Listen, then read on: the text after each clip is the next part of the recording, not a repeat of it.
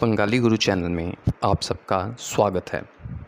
बहुत से लोग भगत, आमिल, सादिक तंत्र साधना शक्ति हासिल करते हैं और इन साधनाओं के करने के बाद लोगों के जीवन में आ रही परेशानियों को अपनी की हुई साधना और हासिल की गई शक्ति के ज़रिए उन परेशानियों को दूर करते हैं।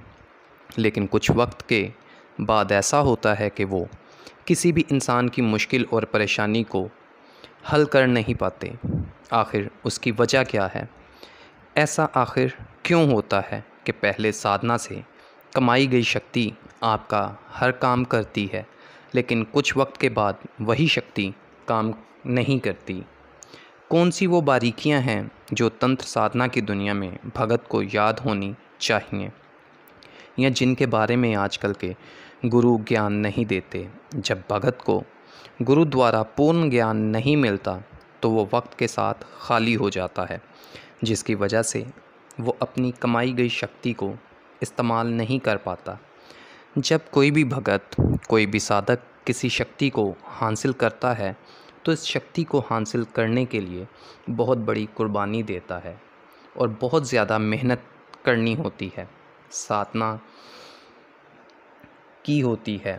फिर कहीं उस मेहनत का फल हासिल होता है, फिर उस कमाई गई शक्ति से आहिस्ता आहिस्ता साधक आगे बढ़ने लगता है, लोगों के काम करना शुरू हो जाता है, इज़्ज़त, शोहरत, दौलत सब मिलता है और आहिस्ता आहिस्ता साधक के पास शक्तियों के लिए वक्त कम होता जाता है।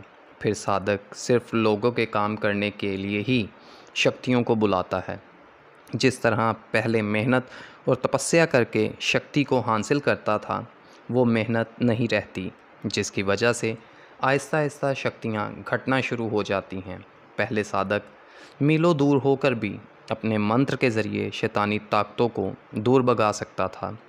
फिर वही साधक एक वक्त आता है कि अपने सामने बैठे मरीज़ पर मंत्र पढ़ने से और फूंकने से भी काम नहीं करता। आखिर क्या वजह है कि वो ऐसा नहीं कर पाता? वजह यही है कि वो अपनी कमाई गई सारी दौलत, अपनी सारी शक्ति को आहिस्ता आहिस्ता खो चुका होता है। इसी तरह साधना का रास्ता है, शक्तियाँ हैं, सिद्धियाँ हैं। जब आप इस कमाई गई दौलत को खुद भरते नहीं रहेंगे तो आप खाली हो जाएंगे। जिस तरह हम मोबाइल की बैटरी को डेड होने पर चार्ज करते हैं कि उसको इस्तेमाल कर सकें, कॉल्स कर सकें, उसी तरह हमारे जिस्म को तब जब साधना इन सब की ज़रूरत होती है कि उस शक्ति को, उस कमाई को पूरा रख सकें।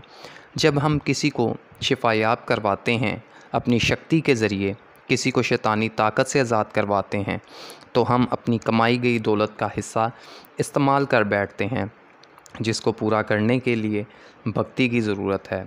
समझदार गुरु वही होता है जो अपने कामिल शिष्य को ये भेद बता देता है, जिससे वो अपने जिस्म की ताकत को भक्ति की कमाई से पूरा रखता है, जिस वजह से शक्तियाँ काम करती रहती हैं। इन सब बातों का आपको ज्ञान होना चाहिए। अगर आपने एक दफ़ा सिद्धि कर ली और उसके बाद आप मंत्र जाप नहीं करते, अपनी शक्ति से जुड़े नहीं रहते, तो आहिस्ता आहिस्ता आप अपनी शक्ति को खो देंगे। हमारी ये शक्ति, ये कमाई, ये ताकत हमें ज़ाहिरी तौर पर नज़र तो नहीं आती, लेकिन इसको संभालना बहुत मुश्किल है।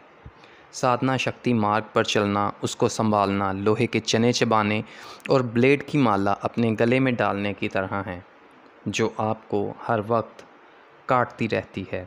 ये कोई आसान काम नहीं है। इस तप, जप और शक्ति को बढ़ाने के लिए सारी सारी रात भक्ति करनी पड़ती है। लोग ना जानते हैं, ना समझते हैं। उनके नज़दीक बस यही होता है कि सिर्फ तावीज़ पहन लेने से या चिल्ला कर लेने से हमेशा के लिए शक्तियाँ उनकी ग़ुलाम हो जाएंगी। इसलिए भक्तों, अगर आप भक्ताई कर रहे हो, लोगों के काम कर रहे हो, अपनी भक्ति, अपनी कमाई इस्तेमाल कर रहे हो, तो उसको पूर्ण रूप से भरते भी रहो, ताकि आप लोगों की भलाई हमेशा कर सको। अगर कोई भगत नाम कमाने के बाद माया या जिस्मानी हवस के चक्कर में फंस जाए तो उसकी कमाई भी ख़त्म हो जाती है। ये रास्ता बहुत मुश्किल है और इसके कुछ असूल होते हैं। जो किसी के लिए भी बदलते नहीं। उम्मीद है कि आप सबको हमारी ये वीडियो अच्छी लगी होगी। जिस भाइयों को इस वीडियो पसंद आई हो वो कमेंट्स में अपनी राय का इज़हार ज़रूर दें, ताकि हम इसी तरह आपके लिए ज्ञान लेकर आते रहें। और जो दोस्त हमारे चैनल पर नए हैं उनसे रिक्वेस्ट है कि चैनल को सब्सक्राइब करें और बेल आइकन को प्रेस करें, ताकि हर आने वाली वीडियो उन तक पहुंच सके। शुक्रिया।